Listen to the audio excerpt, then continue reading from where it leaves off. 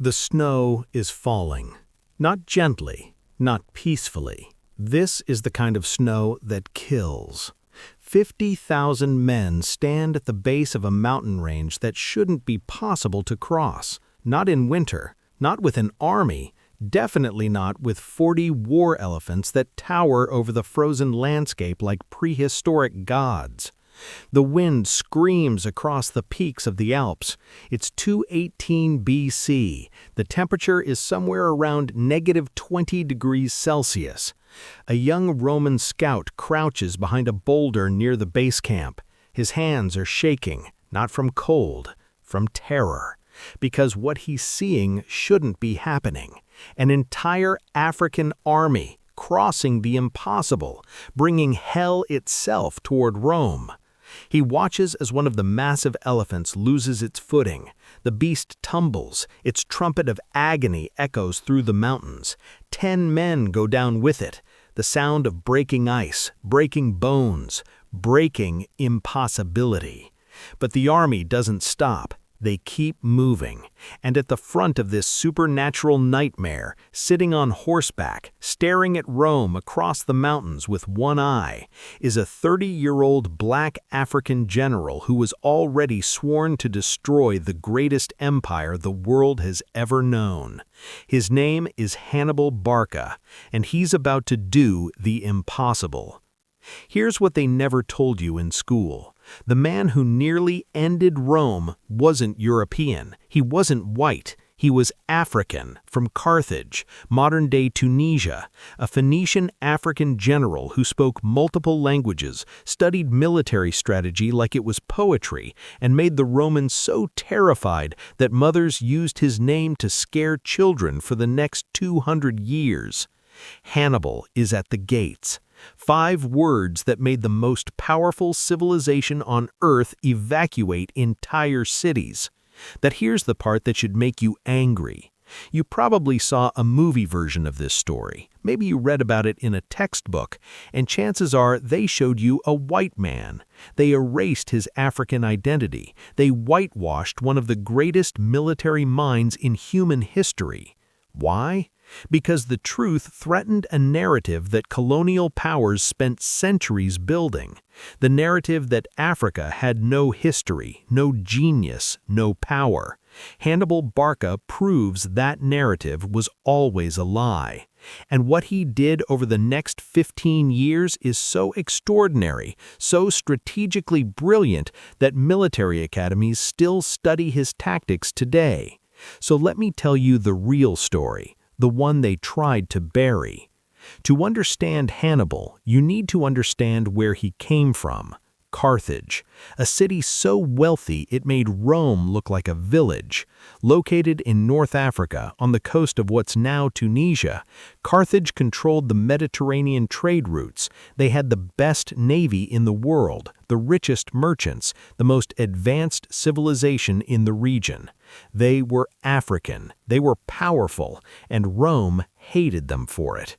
See, Rome was growing, expanding, conquering, and every time they looked across the Mediterranean Sea, they saw Carthage getting richer, getting stronger. So Rome did what empires always do. They went to war. It was called the First Punic War. It lasted 23 years.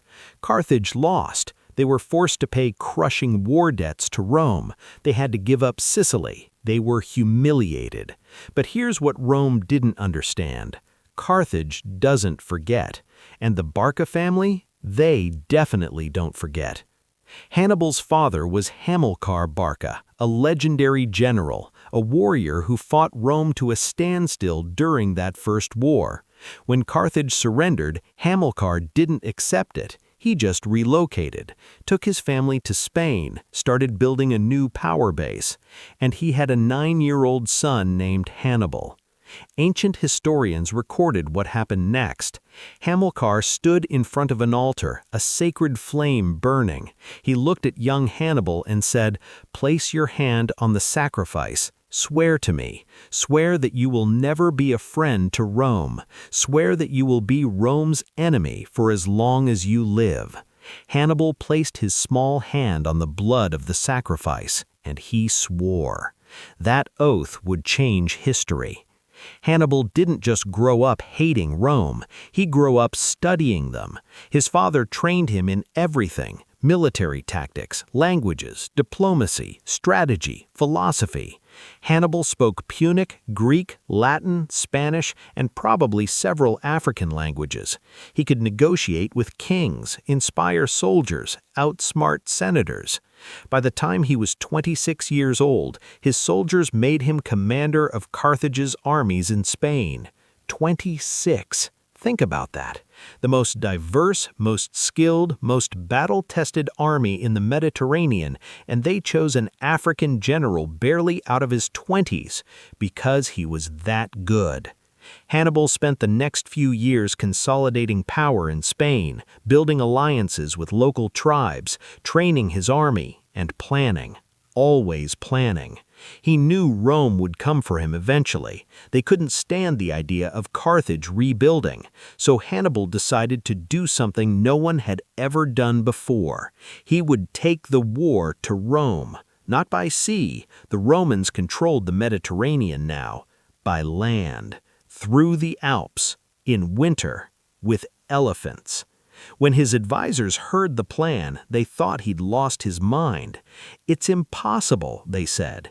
Hannibal looked at them with that one eye. The other had been damaged by disease during a brutal march through a swamp years earlier. "Impossible is a Roman word," he said. "We will find a way, or we will make one." That's not legend, that's recorded history. And in 218 BC, Hannibal Barca began one of the most audacious military campaigns in human history. Hannibal started with 90,000 infantry, 12,000 cavalry, 40 war elephants. He marched north from Spain, through what's now southern France, fighting hostile tribes the entire way, losing men, but never losing momentum. And then they reached the Alps. The Romans didn't think he'd actually do it. They thought the mountains were a natural barrier, impassable, especially in October when winter was already settling in. The Romans were wrong. Hannibal looked at those snow-covered peaks and gave the order, "We cross." For 15 days the army climbed. The cold was brutal. Men froze to death in their sleep. Horses collapsed. The paths were so narrow that one wrong step meant falling hundreds of feet. The elephants were suffering. These were African elephants. They'd never seen snow, never felt cold like this. Some refused to move, others panicked, but Hannibal kept them going. Here's what ancient historians recorded. At one point, the army reached a section where an avalanche had destroyed the path. Massive boulders blocked the way. There was no way around. The army stopped. For days, they tried to clear the rocks. Impossible. Too big. Too heavy. So Hannibal did something that sounds like fiction but is documented by multiple ancient sources. He ordered his men to gather wood. Lots of it. They built massive fires against the boulders, heated the stone until it was glowing, then they poured vinegar on it. The thermal shock cracked the rocks. They broke the boulders apart with hand tools and cleared the path. It's called thermal fracturing. It works, and Hannibal figured it out in 218 BC on the side of a frozen mountain with an army starving and freezing around him. That's genius. When they finally descended into Italy, Hannibal had lost half his army. 26,000 men remained, fewer than half the cavalry. Most of the elephants were dead. But he had done the impossible. He had brought an African army into the heart of Roman territory, and Rome had no idea what was about to hit them. The Romans sent an army to intercept Hannibal. They were confident. This was Roman territory. They had more men, better supply lines, home advantage. The battle took place at the Trebia River in December 218 BC, Hannibal's first major engagement in Italy. The Romans had 40,000 men. Hannibal had 26,000. The Romans should have won. Here's what Hannibal did instead. He studied the Roman commander, a man named Sempronius, hot-headed, aggressive, eager for glory. Hannibal sent a small cavalry force to attack the Roman camp at dawn.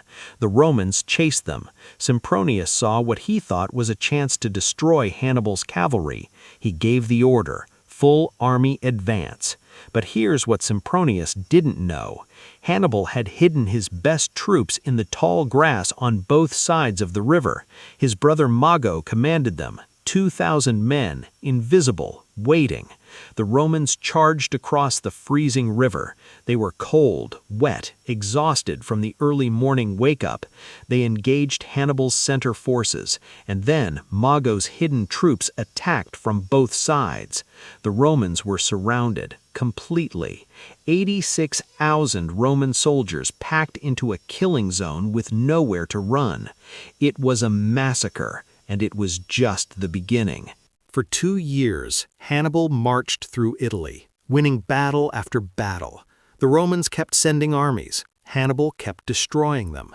At Lake Trasimene, he ambushed an entire Roman army in the fog. 15,000 Romans killed in 3 hours. The Romans were terrified, but they kept coming, because Rome doesn't surrender. Ever. In 216 BC, Rome assembled the largest army they'd ever fielded, 86,000 men. They put it under the command of 2 consuls, Varro and Paulus, and they marched south to find Hannibal and end this war once and for all. The armies met at a place called Cannae. Hannibal had 50,000 men, no elephants left, outnumbered almost 2 to 1. The Romans looked at those numbers and saw certain victory. Hannibal looked at those numbers and saw an opportunity. What happened next is studied in every military academy on Earth. It's called a double envelopment, the perfect tactical victory. Here's how it worked. Hannibal arranged his infantry in a crescent shape, weak in the center, strong on the wings. The Romans saw the weak center and did exactly what Hannibal expected. They charged it. The Roman infantry smashed into Hannibal's center line. The Carthaginian center started giving ground, slowly, retreating. The Romans thought they were winning. They pushed harder, deeper into the crescent. And then Hannibal sprang the trap. His cavalry had been crushing the Roman cavalry on the flanks. Once the Roman horsemen were destroyed, Hannibal's cavalry swung around behind the Roman infantry. At the same time, Hannibal's wings closed in from both sides. The Romans were surrounded, completely. 86,000 men packed into a killing zone with nowhere to run. What followed was the worst military defeat in Roman history. For hours, the slaughter continued. Romans couldn't even lift their swords because they were pressed so tightly together. Hannibal's troops methodically cut them down. By the end of the day, 70,000 Roman soldiers were dead. 70,000. In one afternoon. One of the 2 consuls, Paulus, died fighting. The other, Varro, fled. Hannibal lost 6,000 men. Ancient historians say the bodies at Cannae were piled so high you couldn't see the ground. Rivers ran red with blood. The smell could be detected miles away for weeks. Rome lost nearly 20% of its adult male population in a single day. Let me put that in perspective. If the United States lost 20% of its adult male population today, that would be about 30 million men, gone, in one battle. Rome should have surrendered. Any rational civilization would have. But Rome wasn't rational. After Cannae, the city of Rome went into mourning, but they didn't surrender. The Senate met, they discussed the disaster, and then they did something extraordinary. They raised new armies. Teenagers, old men, slaves who were promised freedom if they fought, anyone who could hold a sword. And they changed their strategy completely. A Roman general named Fabius took command. His nickname was the Delayer. Fabius understood something the previous commanders didn't. You can't beat Hannibal in open battle. So Fabius refused to fight him. Instead, the Romans adopted what's now called the Fabian strategy.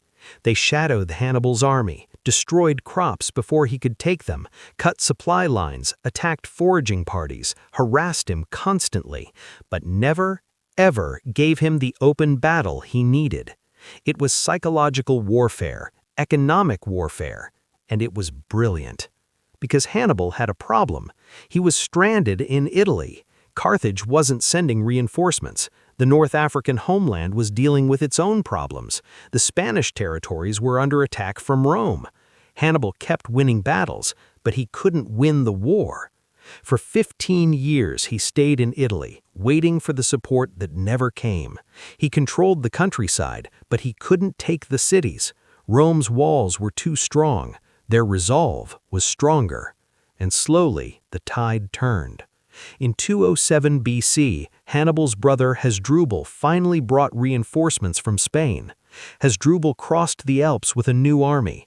If he reached Hannibal, they would have enough strength to finally take Rome. But the Romans ambushed him. At a river called the Metaurus, the Romans ambushed Hasdrubal's army. It was a brutal battle. Hasdrubal fought to the last man. He knew if he failed, his brother would never get reinforcements.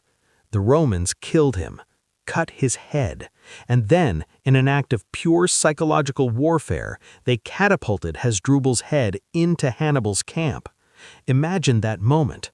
Hannibal, the greatest general of his age, sitting in his tent in southern Italy, 15 years fighting, 15 years bleeding, 15 years waiting for support, and they throw his brother's severed head at his feet. Ancient historians say Hannibal wept, not because of defeat, but because he knew the war was over. Without reinforcements, he couldn't win. Carthage had abandoned him.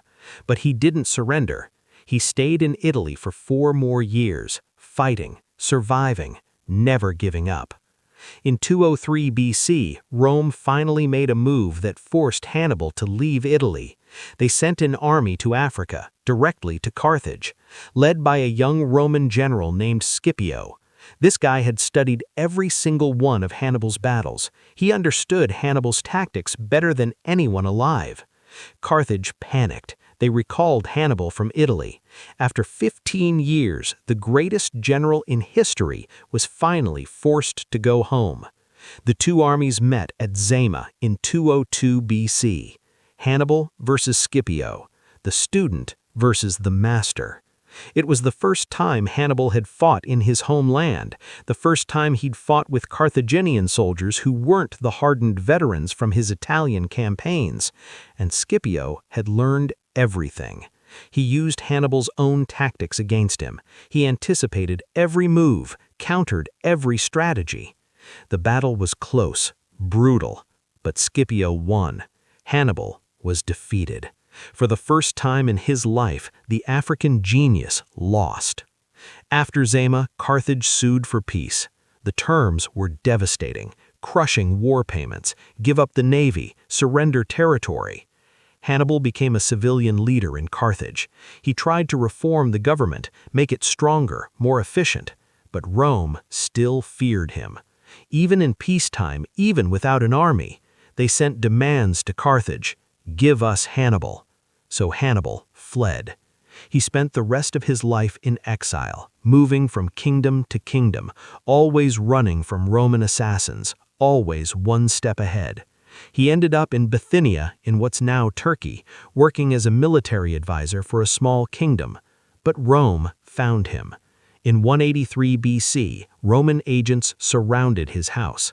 Hannibal was 64 years old, still brilliant, still dangerous.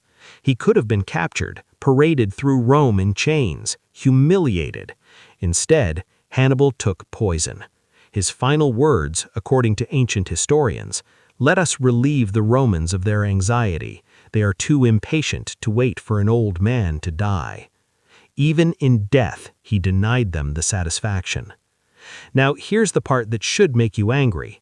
Everything I just told you is documented history, written by ancient Roman and Greek historians, Livy, Polybius, Plutarch.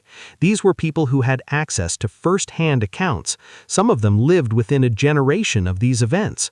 And they all described Hannibal as African, from Carthage, a Phoenician-African civilization. The ancient world understood this, but something happened between then and now. Colonial European historians rewrote the story. During the 19th and early 20th centuries, when European powers were colonizing Africa, they needed to justify it. They created a narrative that Africa had no history, no great civilizations, no genius. So they started calling Hannibal Semitic instead of African. They depicted him as Middle Eastern, or even white. Hollywood continued the erasure.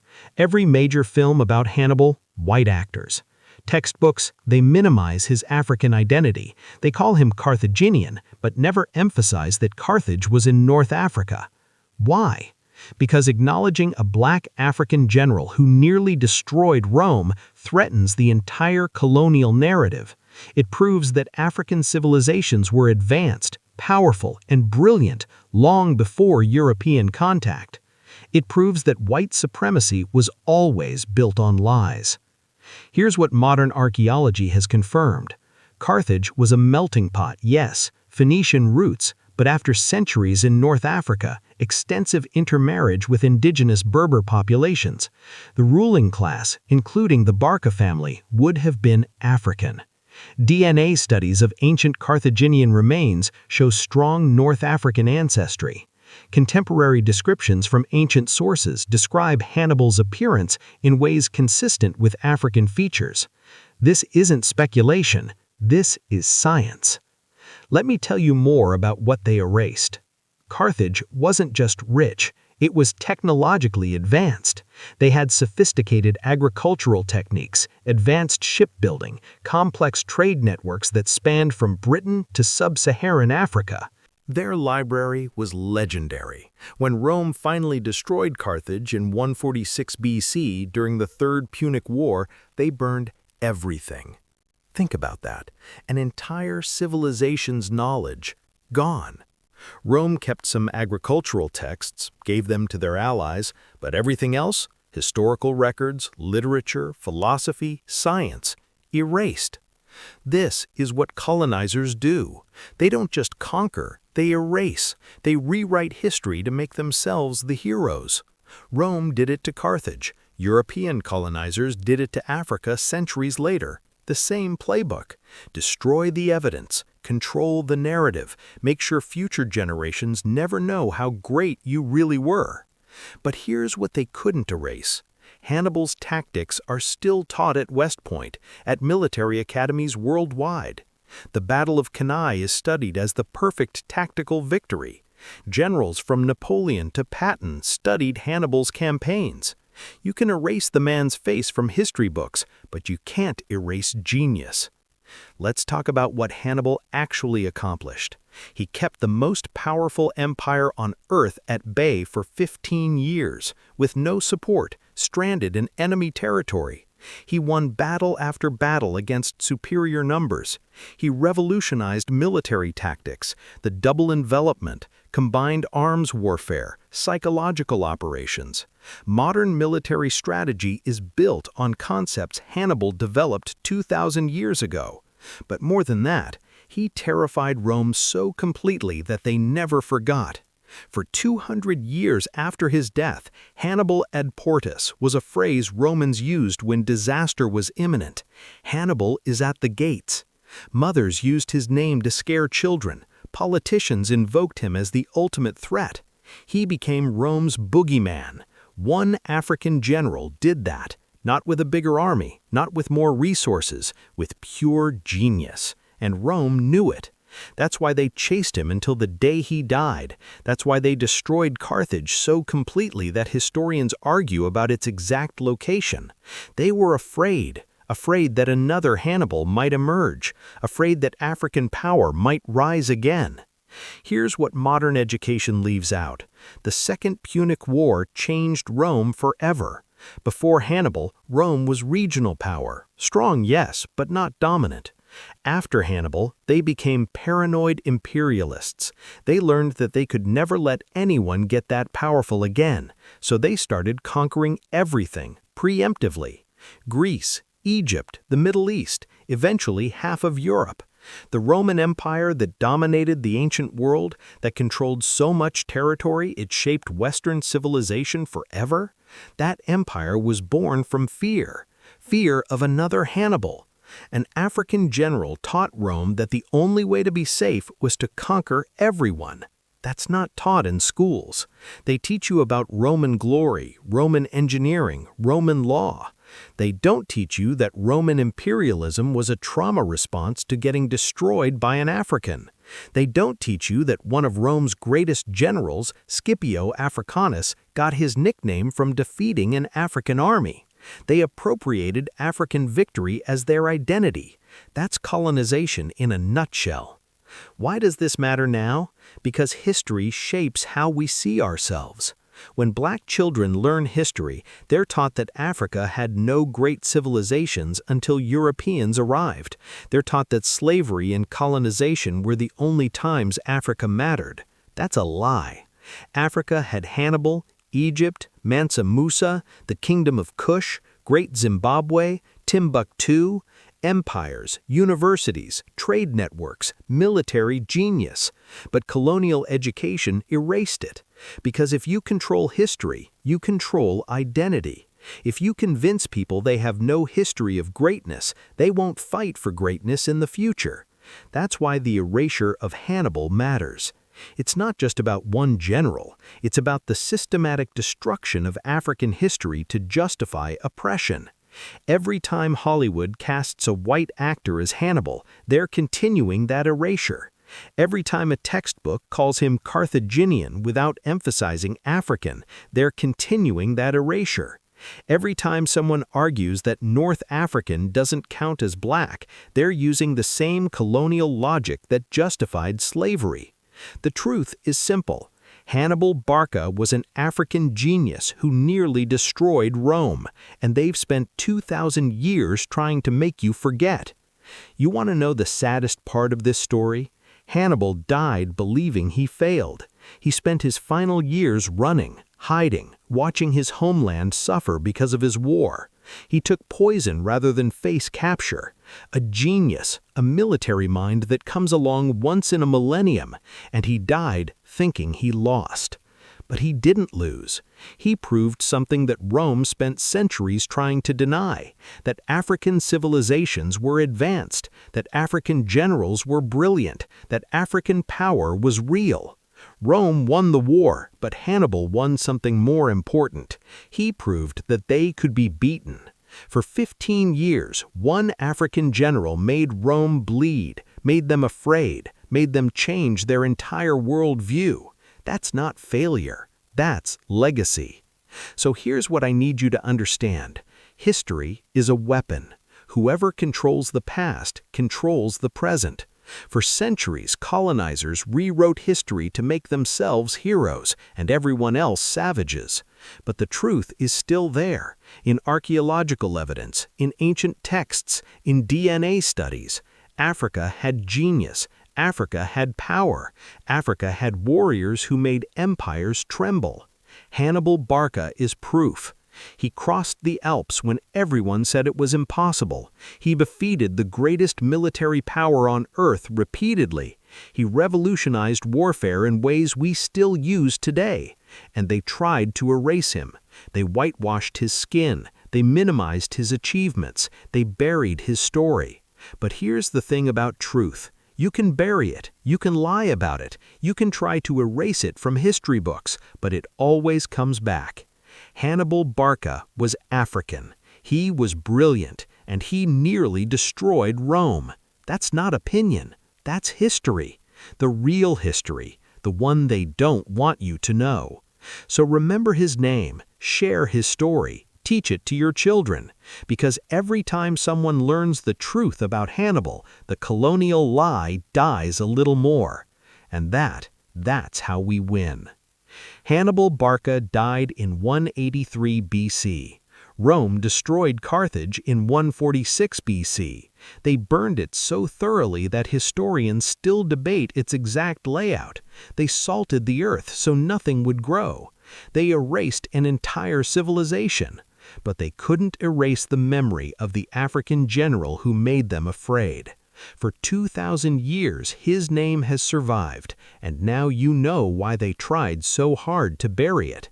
Because the truth was always dangerous, the truth was always powerful, the truth was always African.